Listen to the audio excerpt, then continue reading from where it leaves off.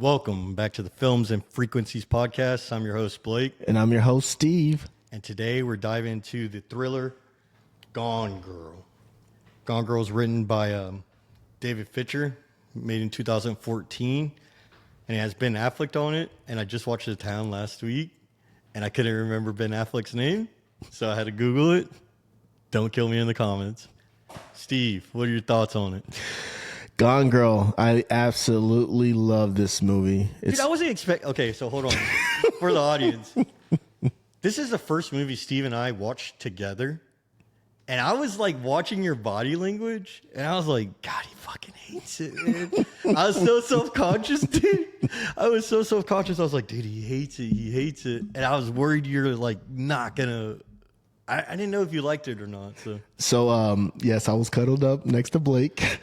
All right, we were watching, eating popcorn. No diddy. And no, this movie is absolutely original, fascinating. It kind of gives you a perspective of not only like, kind of like what's the word I'm looking for? Hold on, satire. This movie gives a satire on marriages and how they work. Do you think so? I think so, because there's certain marriages I've been married before, and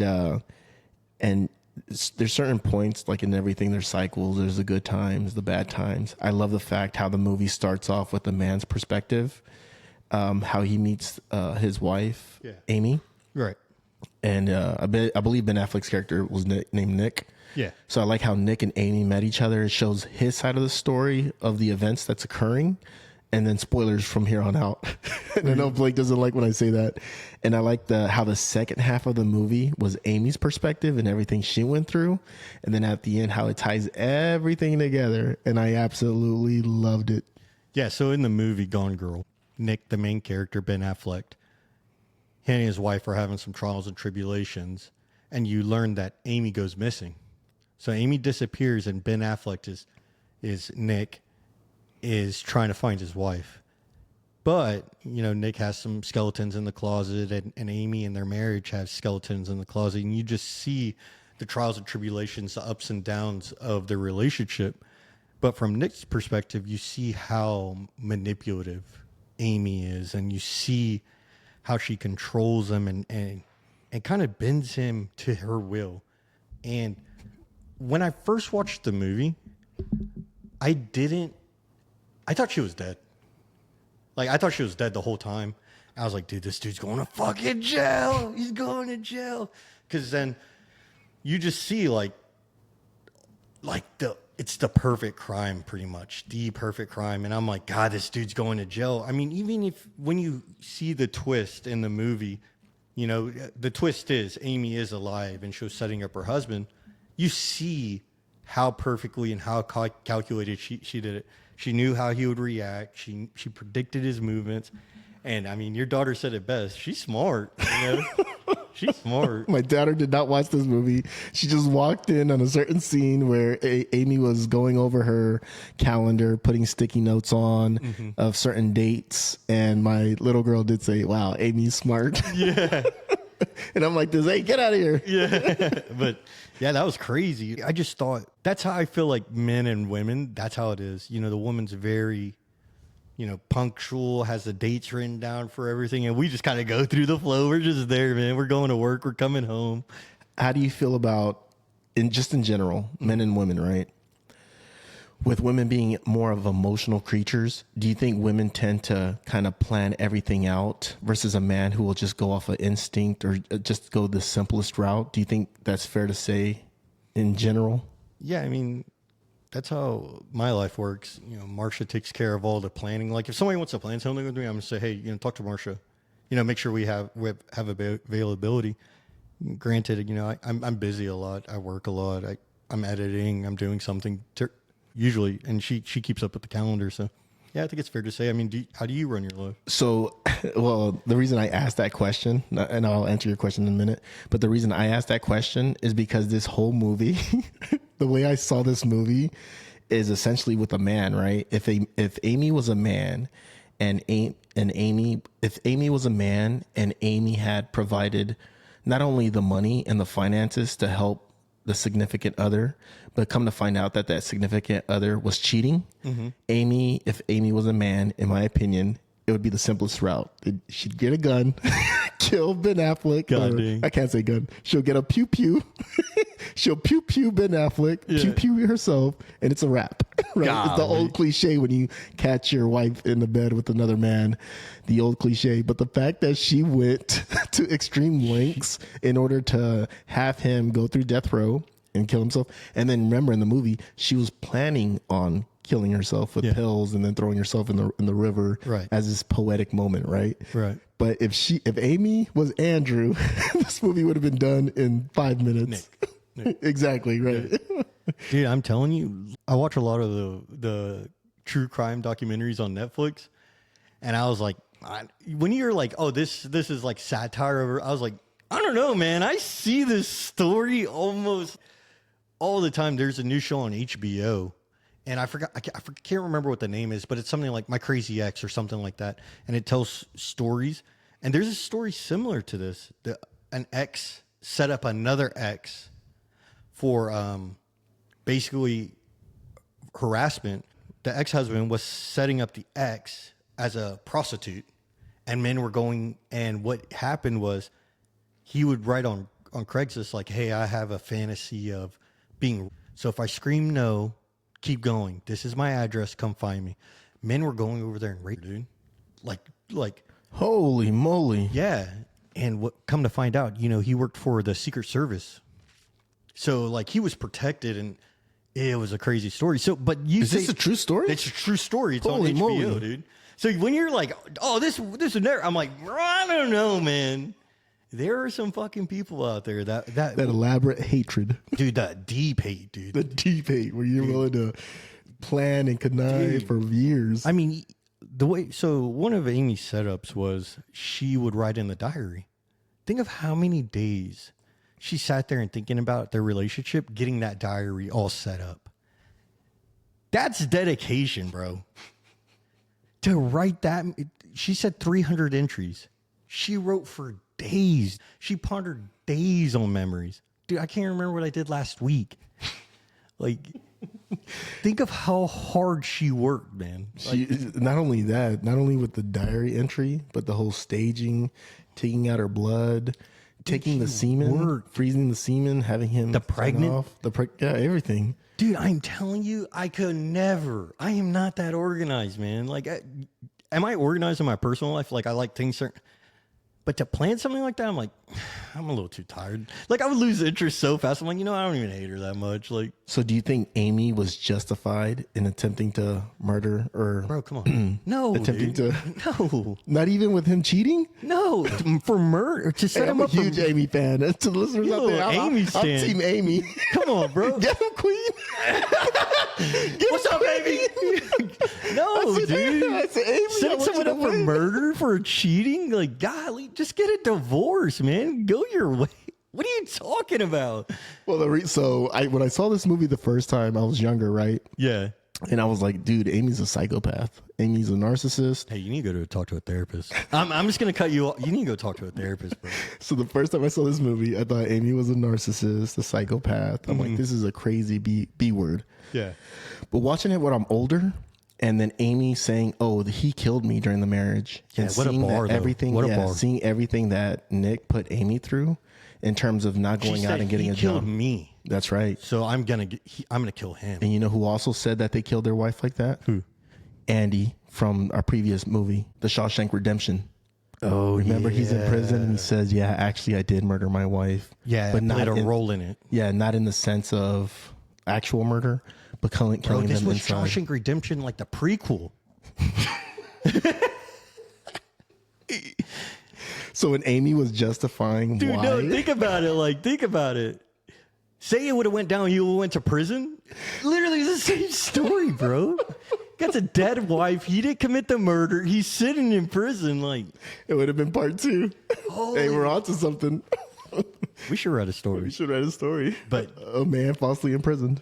I don't know. It's never been done before, so yeah, we could do it. Why not? No, it's definitely been done. But what were you saying? Like, So that's what I love about this film is first they take us on a journey with Nick, and you were thinking, oh, he's a somewhat okay guy, this and that. But when it gets to Amy's part and she's driving across the bridge and she's pointing out how women have to settle or women have to change or women are held up at a higher tier versus men. Yeah. Because we're so simple, right? True. That I was like, yes, Queen. Yes. I'm with you. You're such a stan, bro. I'm with you, Amy. So going through Nick's perspective, though, like the whole time when he was getting the heat on him at the beginning, did you ever feel like he was guilty? No. Okay, so you always knew he was innocent. You knew that was going to be the twist? No. Okay. So you were in for the loop, but you thought he didn't do it, and you thought like he was actually going to go to jail and he was going to get... The whole time, when I first watched it, I remember thinking like, oh, he's guilty. And then when you see like... Because throughout the whole movie, you kind of think he is a decent guy, you know? But you could tell there's some detachment there from his wife. So you're like, man, he's just over. Like he said, he felt some relief when she was gone.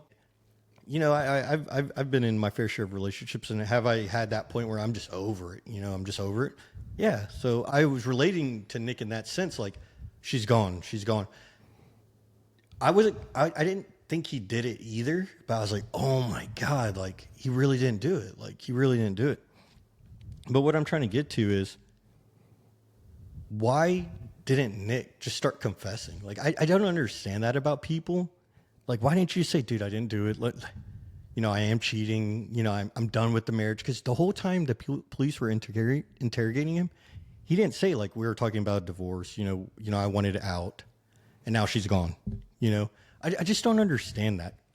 So the reason I understand his perspective on that is, number one, he could have been embarrassed. He doesn't want to, air out his dirty laundry. And number two, you're getting charged for murder. You're getting charged for murder. That's right. Dude, you air that shit out, bro. At the moment, remember, he's kind of cooperating with the police. Mm-hmm. But then when he screws up, because when he sees the panties in the office, he's like, I don't know what that clue is. And maybe that's my wife's panties, but he knows exactly whose panties that is, the girl that he's having the affair on. Those weren't hers. But he doesn't know if they were hers or not. He couldn't remember. Yeah. Yeah. But he knows it could be. You're right. So I think that the reason he didn't want to confess outright, like, I've been cheating on my wife, I've been doing this and that, banging my student, right? Yeah. Is because I think if he were to confess that, it would give the police officers an idea that there was a motive involved with him attempting to kill his wife in order to get out of the marriage. Right. But think about it. Maybe. Well, that's the only reason I see it. Like, he's afraid. Let me brainstorm, because he didn't have a lawyer at the beginning. And no. Maybe he should have gotten one, but I get his point. I think he mentions it in the film too. He mentions it to his sister that this is the reason he didn't want to say anything. Yeah. Yeah. Him and his sister were very close. Well, to give a little bit of context with the clue, Amy left him a scavenger hunt. It's their anniversary tradition. And through the scavenger hunt, she was kind of walking Nick through his affair with his new partner, and Amy kind of wanted him to burn for it and suffer through it. The first clue was left in her panty drawer. The detectives found it in the house. The next clue was at his office, and that's where it leads them to the third clue, which is at his dad's house. So at the dad's house, do you think Nick would have ever found that diary? No. Or was that journal left there for the police? The journal was left there for the police. Okay. Because he found the other clues, like at the first. What was the evidence left on the first clue? Because Amy left evidence at each scene. The first one with the panties, I don't remember. No, the second one was panties. So maybe the first one didn't have a clue. No, I think the first one they just started one. off. Yeah, well, it said clue one, but it was to get to the second one. Okay. And then the second one is where they found the panties. Found evidence. Yeah. The third one, I believe it was just for the police to inspect the house and then get to the furnace and then find the journal entry. Right. Or the diary. Right. And then the fourth clue was... the dolls. Yeah, but the fourth clue was actually all the merchandise that he bought on or the merchandise that he quote unquote bought. Yeah. That was at his sister's shed where apparently he was having sex with the student in the show. He had no shame. No dude. shame. He was just like, wherever we could get it, dude. And even his sister was like, "Oh my god, you're disgusting! Like, what the hell? How are you a having hotel, sex here?" motherfucker, dude. he's A like, hotel. And he's so broke. He's like, "Nah, I can't even get a hotel. Like, they'll catch us and this and that." Yeah, he said, I would have to use a credit card and Amy would see it. Yeah. Which is crazy. So finishing, kind of wrapping up Nick's perspective, like, he was just going through it. He ends up having to hire an attorney who is Tyler Perry in the movie, hires like the best defense attorney possible. And truthfully, I don't really think the defense attorney helped at all. Could you think of a thing the attorney actually did for him besides get him out post his bail? Yeah. So one of the big things and this is kind of a turning point in the movie where Amy's like, you know what, I need to get back to Nick, is the lawyer was that Tyler Perry actually told Nick, hey, I'm going to put you on to get ahead of the affair. I'm going to put you on this 10 million views show with that. Oh, yeah. lady. Well, he gave him that. Yeah, he did give him that media spotlight. Yeah, the media spotlight. I'm going to train you. He trained him to answer the questions. Mm-hmm. And then once Nick had that interview, and I love how they did it, where after the interview, they're in the car driving back, and they're like, "You killed it, right? Yeah. Oh my god!" Like we didn't actually see it play out until we see it from Amy's perspective, and then Amy's sitting there with the ice cream, like just drawn to the interview, like, "Oh my god!" I think that was something David did really good. The director, is showing you something but not giving you the answer till later. Yes. So basically, you would see something, but you won't see the answer till you saw the twist. Exactly. So the story didn't start making sense till after the twist that Amy is alive. Exactly. But yeah, that makes sense. Yeah. And then he also put Nick on with the ex. Remember, he gave Nick the info. He showed Info him on the ex. Yep. He gave info on the ex where he got to speak to the ex and Dude, find what out do you the ex's think about backstory. that, dude? I loved it. I mean, I'm telling you, I love this movie. Dude, you think Amy's like valid for that? No. Oh, no. that's what I was asking. I was like, hold on, dude. She ruined this man's career, Dude, because he wouldn't change for her.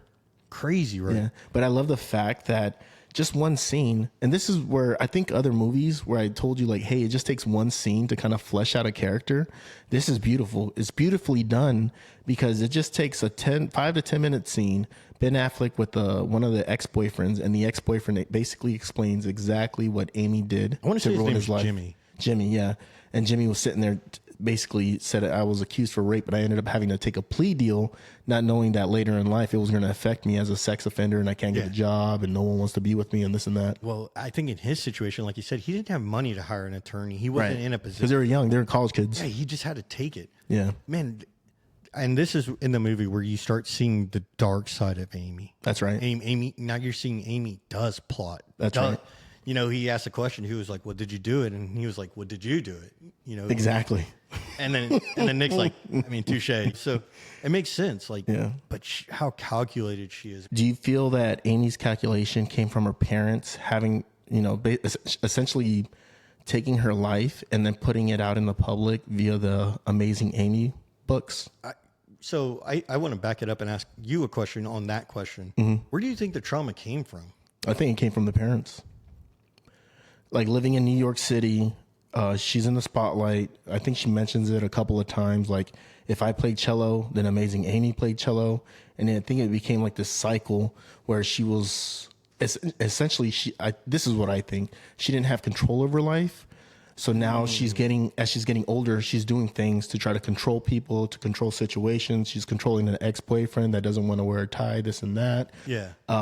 When she's with the other ex-boyfriend and then he essentially traps her in the lake house, you can sense like she's like, oh my God, I feel trapped. I don't have any control here. How do I escape? Right. Same thing with Nick. She comes back and she's like, yeah, I have full control of everything now, where we're going to portray ourselves as this couple that we're back, we're pregnant, and we're going to be together forever. Yeah. I agree with you now that you kind of said that. Amy said in that cut scene where they're at the dinner or Amazing Amy's wedding, basically. And she said, Amazing Amy's always one step ahead of me. So like you said, I think that's her way of grabbing back control. My parents wrote the story for me, basically progressed Amazing Amy through life before Amy could actually even achieve those things. So now she's like, you know what? I'm going to move at my pace the way I want to. And that makes sense. I don't think those were her parents' intentions. I don't think her parents had ill intentions, but they definitely, I think, did her wrong using her as the fixture of the book. Because I think that's what, if they would have named their character something else and kind of based it on Amy, but wrote, like, didn't call Amy. Had brunette hair instead of blonde hair. Exactly. Kind of just made her a little different. Yeah. I think she could have detached from it a little more. But they're like, oh, this is my daughter and this is her life. So everybody thinks that's her life. But it's not her life. So I feel like she never thinks people get to know the real her. That's right. And she has to project that she is amazing Amy. And I guess it builds a lot of insecurity in her. And golly. Yeah. And I love the Go fact. Queen. No. And I love the fact. So I love movies where everything connects. And I love the fact that Amazing Amy, the book, is somewhat popular, right? And then the parents are wealthy. You get this backstory of how they got their wealth from the books. Right. And then so when Amy actually goes kidnapping, it makes sense why there's a lot of media attention to find Amazing Amy. It makes a good headline for the media. The parents are well off enough to hire volunteers to coordinate everything. And that's what I like about the parents too. I think they're a little bit narcissistic because even the mom, like when they go on the hunt or when they're all searching for Amy on day one, she actually wears like she's going to go to the jungles or something, like, the white with the like khaki, a fishing vest, khaki vest. And she's like, it smells like shit out here. But she has this whole she has to give the perception. That's right. The perception of like, I'm searching for my wife. She damn near just missing one of those hats, But that's what I like. The safari hat. The safari hats. But that's kind of like why I like that everything connected in this movie. And that's one of the reasons I think Amy turned out the way she did was because of the parents and the book. Yeah. Yeah, I agree with you. This movie did a really good job, I feel, of not wasting a scene. Every scene had purpose. Every scene had intent. There was something behind that scene. It built to the story. And at the end, you just see the whole puzzle come together. So I agree with you. The movie did a great job of giving you story, giving you background, giving you information without wasting characters, without wasting scenes. I can't think of a scene in there where it didn't matter. There's something building always. So the only thing is the only scene or characters where I felt like whatever happened to them, maybe there's going to do like a part 2 or something. But so when Amy's on the run, she hides out at a campsite as she befriends a local there that's also being abused by her boyfriend's, lower class lady. Right. And then that couple end up robbing Amy of her money, but we never hear from them again. I think that was probably the most important part of the story. I don't think it was wasted at all because that is what made Amy go back to her ex. Amy was loving watching Nick suffer, watching him get charged, and Amy wanted to see it through. So now her timeline's messed up because now she doesn't have any money. So to backtrack, Amy goes to this like cheap cabin, long stay cabin, and her neighbors end up robbing her. Amy had a stack of cash, and the couple finds out she has the money, so they steal it from her. That changed the whole trajectory of the movie. Because if Amy could have kept going with her plan, Nick would have been charged. The only reason she came back was so after she was robbed, she contacts one of her exes. Well, this ex is very well off. He has his shit together. He has some change in his pocket, and he's doing good. And he's completely infatuated with Amy. Amy reaches out to him saying, she basically says, I need to be rescued. Nick's abusing me, and kind of builds on the lie. And that she had to get away, and Nick's getting charged right now. And kind of fills him in on what the plan was. I'm going to have him convicted of murder, and then, we could disappear together. What Amy doesn't like about her ex is he's not a fixer-upper anymore. He's not him. Yeah, he's not a fixer-upper. Jimmy, the other ex, says she loves a fixer-upper. She loves being able to control a mold. But this guy's established. And Amy realizes that when they're at his house in the woods, he's like, I'm going to take care of you now. You don't need to worry about anything. I'm going to move in. Don't worry about anything. You see it in Amy's eyes, like, I have no control over him. I have no control over this. He doesn't need me. I need him. And Amy didn't like that at all. So I think one of the craziest, dude, I think this is crazier than setting up her Because I feel like she could have just left him and just went back home. So what Amy does is, to her ex, played by Neil Patrick Harris. Neil Patrick Harris, wants to sleep with her real bad and kind of wants her to commit to him. And Amy says, you know what? Let's get down. I want to give myself to you. So they go to the room. She murders him. And the whole plot with that, making sure days in advance, because they show the timeline.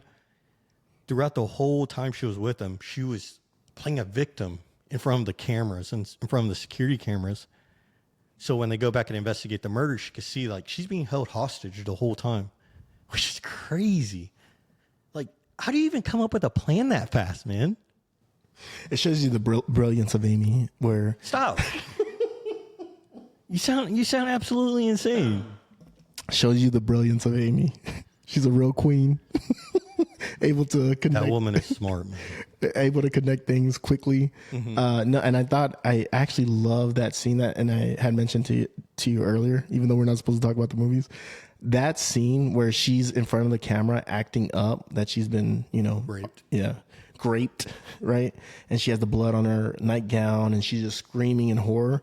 That scene it's like burnt in my memory. Like I that was one of the first, that's a scene that if anyone ever mentions Gone Girl to me, I'm like, yeah, or any movie in particular, I always remember this scene because it was shot perfectly. It showed how crazy Amy could get, how she could play up for the cameras. She could turn it on. She could turn it on easily. And then when she murdered him, like, how did you feel instead of going straight to the police that Amy drove up to the house?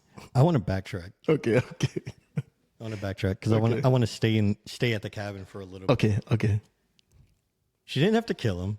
She could have just went to the police and say he was raping me and I got away. Right. She could have just said, hey, I have the scars. But I think what she was doing was kind of tying up loose ends because he knew the plan the whole time. So she couldn't have that. She couldn't have him saying, no, she told me the plan. She was setting him up. So now that I kind of say it, I'm kind of realizing why she had to kill him. But why I think she came up with the plan so fast is because this plan has been developed and perfected over time. She set up that last boyfriend for rape. So she already had a pattern of doing it. She just kind of built on the crime. And the crime gets better and better every time. Like you hear about serial killers, first they're real messy and they leave a lot of clues, and then all of a sudden it gets really nice and tidy and cleaned up because they have their process and I think that's what Amy was. She was just so calculated because she's done it so many times. And we only heard about, 2 boyfriends. Yep. Because they said she had a stalker in the past, her boyfriend, and then the guy Jimmy, and now Nick, and then Neil Patrick Harris. I mean, Neil Patrick Harris said, you've been stringing me along this whole time. I want something real now. But to answer your question, her driving up in the car, driving into the driveway, just crooked, she made a scene. This woman is an actor. You know what's crazy, though? I give so much credit to that actress because she acted more than an actor. Like, you know what I mean? Mm-hmm. Like, she had to act like she was acting. And I was like, what a performance, man. Brilliance. What a performance. Yes. In everything. I like in the beginning of the scene where she's real clean cut. And, or I'm not the beginning of the scene, but in the beginning of the movie. And so you could tell something's off about her because, it's in the eyes. Like Nick's talking to her at the party and this and that. She's not really smiling. She's kind of just, just has. When they first meet. When they, when they start to do things together. And then you see like throughout the movie, like different scenes where she's portraying, like when even like another scene where, and this shows the brilliance of the character. She's with that other lady watching the TV show about Nick. And the girl's like, yeah, screw that rich, preppy, B word. And she's like, yeah. And the fact that she scoots over and like so conniving spits in the Mountain Dew and puts it down and then goes back and acts all casual. I'm like, man, this actress is very, very good. Amazing. Very, very good. I like when that woman sits back down, she's like, there's consequences, She just takes a swig of that Mountain Dew. Yeah. And I think that's what makes this film great too, is sometimes it takes a certain actor or actress to elevate the movie to the next level. I think she carried the whole movie. She carried it. Exactly. She carried that whole movie. I wonder if she won any awards for it. And if she didn't, that's a disservice. I want to know who won because she carried that movie. But something I wanted to bring up too, and we were watching yesterday. How do you think about I have this opinion that some women have a fairy tale planned out in their head. When you meet them, they want you to be somebody. And you have to hit objectives for them basically. And I feel that was Amy, right when they meet, she starts her process. And I call it the fairy tale effect. Women have a fairy tale of their relationship already built in their head. So they try to make the relationship that fairy tale. And I feel like Amy has that. I wanted to do a psychology paper on it because I just feel like you can't break their fairy tale. And I feel like from the get-go, everything felt so staged in their relationship. The lines, the cliches. The sugar at a bakery. The sugar. Yeah, everything felt so cliche. Golly, man. And when I see stuff like that, I'm like, oh, it's so cringy to me. So I'm out here defending our queens real quick. So I'll agree with you to a certain extent. Bro, get out of here. You're such a simp, dude. All right, go. I think you're right that women have a vision. I shouldn't say, I don't want to say all women, but we're just talking general, just general. I think women, because it's related to this movie. That's why it makes the movie phenomenal. There's so many layers. I think women in general have this idea, this fantasy, they're romanticizing a type of man, like you're saying, a type of man that's going to hit these boxes throughout the, relationship, right? Yeah. But then with men, not all men, but generally speaking, a lot of men tend to lie. They tend to say that, they're more successful, more than what they are. Which he did, right? Yeah. So that's why he's, faking it here. You fake it till you make it, dude. Faking it, yeah. You fake it till you make it. They're both faking it, and then it just they fake too hard. Now they want to kill each other. Golly. So, but yeah, to answer your question, you're right. You're right on that. But I think also with men tend to over exaggerate certain things in the beginning of relationships. Have I lied? Yeah. I make $500,000 a year, bro. Yeah. I've never lied about that, but so with my ex-wife, I told her, I was like, oh, I love children. I love animals. I go to church every Sunday. You're a piece of shit, dude. But now we're divorced, so.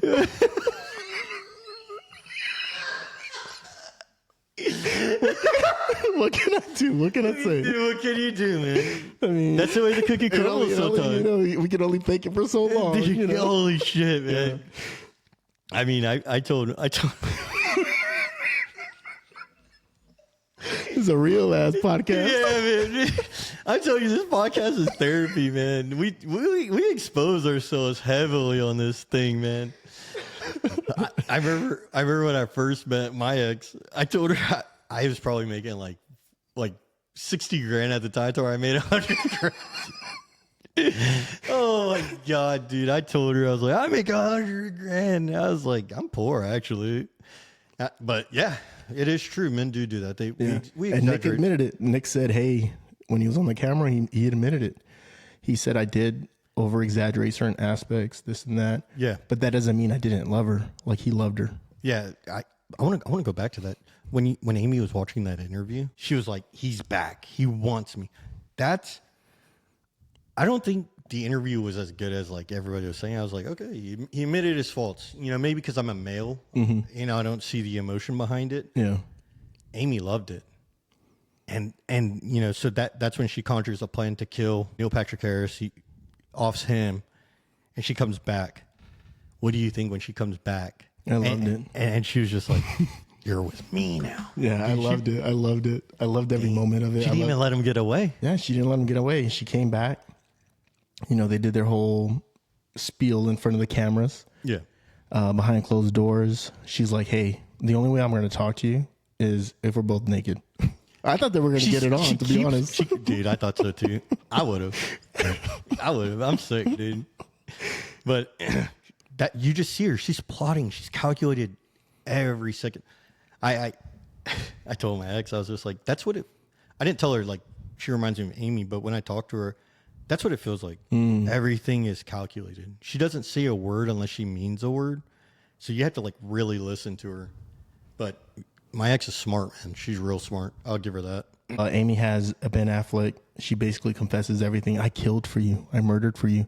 You don't want a girl from a small town. You want a New Yorker. You want one of me. Who else is killed for you? Who could say that? Exactly. Bro, he got so bricked up. Dude, he was like, yeah. And then she tucks him in, right? Crazy word. She's starting to take. Put you to bed, baby. Yeah. She starts taking all the power back in the house. I'm not even gonna lie. If my wife woke up, cleaned every day in lingerie, cooked me, I'd get tucked in too, man. Like I'd get tucked in too. Not only that, and then she supports your dream of owning a bar, and you're owning it with your twin sister. Yeah, this lady's doing everything for you, King. Like, sit down, eat a meal. Exactly. This lady did everything for him. Like all she wanted in return was him to be successful and to love her. Well, to listen. And to listen. That's first and foremost. You need to listen. Yeah. So she got everything she wanted at the end. And I'm sure at the end of the movie, they became multimillionaires selling the book rights. The lawyer mentioned it too. You're going to sell out the Lifetime. Franchise the bar. The bar is starting to become famous. I hate that name of that bar. The bar. Like, yeah. Oh, I hate names like that. It drives me nuts. But like when they franchise it, they'll have like the killer, the victim, the shot drinks names. Oh my God. Like they'll lean into that. They'll lean into that. The kidnapper. Dude, how do you think the media portrayed Nick? Do you think the media really works like that? Just, beating a point down till it's so you're guilty until proven innocent, basically, to the media. So what do you think how the media treated Nick? Saying he's guilty. He slept with his sister. He definitely killed her. He's a murderer. The neighbor, saying your wife was pregnant, and the media runs with it. What do you think? Is that how do you think the media portrays it? I absolutely loved it. I love because it's entertainment. You're out there trying to feed the masses, right? Get the story. Get it exciting, exhilarating. What's more exciting, exhilarating, unique about a story of Amazing Amy getting kidnapped, and she was pregnant, and he's having an affair, and it's the husband. And, you run with it. You run with it. And he has a twin sister, and then the twin sister, I don't know, they might be doing something, they might not be doing something. I loved all of that. How messy it is. How they use anything and everything to draw up ratings. Yeah. How insincere they are, because even the host of the movie, at the very end, comes to Nick's house, comes to his actual house. Yeah, the anchor. And this woman was after his blood, wanted him, on death row, out there with like, the call, tips. He said, you had a panel of doctors tell me everybody I'm a sociopath. She was just like, sorry. Yeah, and then it's so insincere. She's like, what are you going to do? Yeah. And I think she even brought him a gift. She even brought gifts for them. Yeah. And I said, oh, man, I absolutely love the way how slimy and sleazy this entertainment business is. Yeah. That they're willing to do anything and everything to get viewers. Yeah, I mean, we see that in media now. Like, you'll see somebody get drugged through the mud, trial's over, not guilty. You're like, well, what if they're doing that with not our friend, but Puff Daddy? Nah, Puff Daddy's guilty as hell. They're dragging him right now. Nah, there ain't no way. You hear those stories, dude? Nah, there ain't no way. I don't know. I'm just saying. Well, again, to get to your point, they love it. This is a celebrity. Well, you saw it with Michael Jackson. Let's say with Michael Jackson. Okay, Michael Jackson. Now, I'm not saying he didn't do it or did do it, but they drug him, but they loved him at the same time. Like, that's how big of a star Mike was, and that's how many views they brought him. So it's easy to condemn somebody for views, but then try to backtrack too. I think it's a slimy business, but yeah, I mean, get your bag, I guess. We see it now, and I think it's one of those things. If you're going to be in the entertainment business, you have to take the good with the bad. Well, Nick's not a celebrity; he just got drugged, and and it's one of those things where like you have to understand that the media loves to build you up. They love to break you down, and then they like a comeback story. They love a comeback story if someone can come back after being drugged through the mud. Yeah, so the movie ends. Amy comes back, and she was like, I was kidnapped. I was raped by Neil Patrick Harris's character. And basically, she bullies Nick into being back with him. And at the end of the movie, it ends with them announcing that they're pregnant and that they're going to be together and they're going to work on their marriage. And if you see throughout the whole movie, Amy comes up with a plan so quick. I just don't understand. how nobody saw the holes. So when the detective started questioning her when she got back from the kidnapping and she was in the hospital, how she started poking holes in the story. I was like, yeah, go queen. That's my queen, bro. That cop was my queen. Because she was just like, no, your story's not adding up. Your story's not adding up.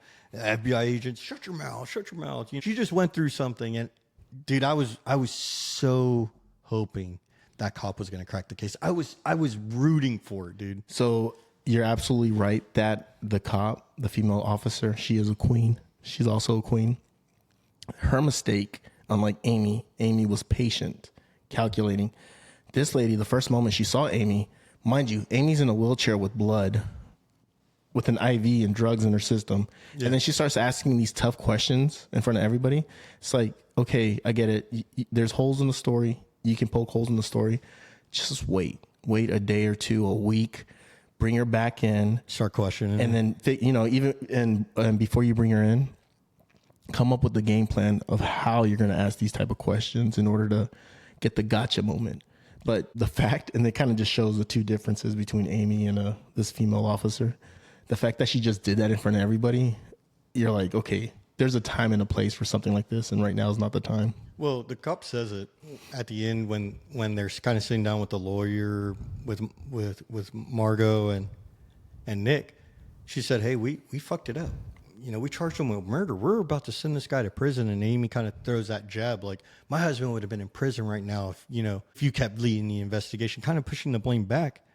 So that, I think, was her only chance to try to poke holes in it. Because the feds were involved now, and it's not her case anymore. Oh, yeah, that's right. You are correct. So yeah. that was just her chance. But yeah, she couldn't have brought her back in for questioning because it's a federal offense now. Yeah, so the cop was right. Like, hey, we screwed the pooch. You know, we blundered, we fumbled, and there's no going back now. The feds don't want to investigate it. It's a federal case now. She went over state lines with the ex. So now it's a federal case. She can't do anything about it. So I think that's where it went. Yeah, and that's beautiful how it closes everything. Yeah, kind of just wraps the book up. Yeah, or the movie up. Yeah, kind of with a bow on it. I was watching it and I was like, man, I actually don't remember how this ends, but I watched it. I was like, fuck, dude, I wanted Amy to go to jail so bad. How did you feel with Ben Affleck petting her at the end? Petting her hair, like she's sitting on his lap or laying on his lap and she looks up at him? I didn't get to watch that part. Oh. Remember you turned it off? Yeah, I'm sorry. So at the end of the movie. Yeah, he's petting her hair. She looks back It's the first scene in the movie too. Oh, okay. So every time I saw that scene and she's like looking up, I'm like, oh, this dude is petting a dangerous animal. Like petting a tiger. Even though they're all cute and cuddly, these things could come and get you. I'm not even going to lie. When I saw that, I was like, this one was so beautiful. Like, that's how I felt. Yeah. Like, wow, her eyes are beautiful. Like, manipulate me. Like, come rescue me. Like, golly. I think that's the way to wrap it up. I think that's what that scene is, to tell the viewer, like, you would fall for it too. Don't think you're better than this. You would have fallen for it too. You would be right beside your wife. You'd be right there with her, you know? So what do you rate this movie though? Rating wise, I'd probably give it a solid 8.5. Oh, really? Yeah, it's up there for me. Yeah, so like I said, Steve and I watched this together. I was expecting a 4. Oh, really? Yeah. And just because of my mannerisms, like I'm just laying there. Yeah. No reactions. Yeah. Yeah, you're just kind of just watching it. And I think it's just because you and I didn't want to clue each other how we were feeling, because we were trying to keep our notes till today and discuss it, obviously. But yeah. I would probably give it, I wanted to say a 6, but the first time I watched it, I would say it's a 9. I think the creativity, so I'm going to meet myself in the middle and give it a 7.5. That's good. That's a good rating. 7.5. I really do enjoy the movie. I like the movie a lot. The director did a phenomenal job too. Yeah, like how he structures the story. One scene that I do like is when it goes through the first half of the movie and it's showing Nick's portion and he hears something at the door and he goes, looks, opens the screen door and kind of like looking around, kind of scared. Mm-hmm. And then on the second half of the movie, when Amy hears something in the cabin, and then she kind of like looks at the door, opens the screen door, see no one's there. I just love when they do stuff like that. Like they try to mirror as much as possible, make it rhyme. I just love when movies do that. Yeah. Like I said, the way it was shot, the perspectives, not giving you the whole story, but eventually wrapping it up for you. Yeah. I'm telling you, I love movies like that. That's why I really appreciate Shawshank Redemption. Like, it gave me that ending that I wanted. Do you think this movie would have served better if there was a better soundtrack associated with it? No. Okay, just The as good as that is. the psychological thriller it gave you and made you question everything, and you're trying to solve the case too. I love that. Because my problem with when I watch movies is I try to start predicting the ending. So that's why I appreciate like M. Night Shyamalan movies and stuff, where it just throws me. I'm like, whoa, hold up, dude. I love movies like that, where I can't predict it and I'm wrong. I love being wrong in a movie. So that's why I really appreciate this movie. Man, I'm kind of wanting to bump up my score now. 7.5 is high. It's a high I'll give score. it an 8. An 8? Yeah. Yeah, I want to give it an 8. Yeah, I got an 8.5. It's a good movie. Yeah, I definitely put it on. It's a must watch. Like, this movie's a must watch for anyone that wants to, watch a movie. Yeah. And that hasn't seen this movie. This is a must watch. Yeah, I 100% agree with you. You definitely won't be disappointed. I appreciate this episode. I think we're gonna have to start watching them together going forward. It was fun, man. We pop popcorn like. We should record each other. Yeah, I mean, we're not gonna get anything. We just be like, Nah, I don't want to record each other. keep hitting pause and like, hey, what do you think about this scene? Appreciate it though. Yeah. I told you I thought we should just put the mics and kind of do like a live review. We should on a movie, but maybe we should do it on one we've never seen. Okay. That way we both know we're not waiting for like the twist and we're kind of like looking at each other. Yeah. One we've never seen and we're just like, oh, crazy. You know what I mean? Yeah, that'd be cool. Yeah. That'd be cool. But we appreciate everybody watching this week. We had to take a break. I was moving, so I spending time unpacking, getting ready. Steve and I are neighbors now, so you'll be seeing more of these hopefully. But please like and subscribe. Join our Discord. I want to make an Instagram soon so we can start posting clips, and those will start coming out soon. And we're rocking and rolling. We love the engagement. We appreciate the views. We appreciate everything you guys have to, and we appreciate doing this for you guys. Yeah, definitely. So, what's the next movie? The next movie, drum roll. I remember you said you haven't seen it. Okay. It's Schindler's List. Schindler's List. Have you seen the movie? I have not. Should we watch this one together? No. You should record yourself watching this. Just record yourself watching and record your reactions. I guarantee you it would go viral. Like, you'll get views on it if you were to record yourself first time watching Schindler's List. I don't think I want to.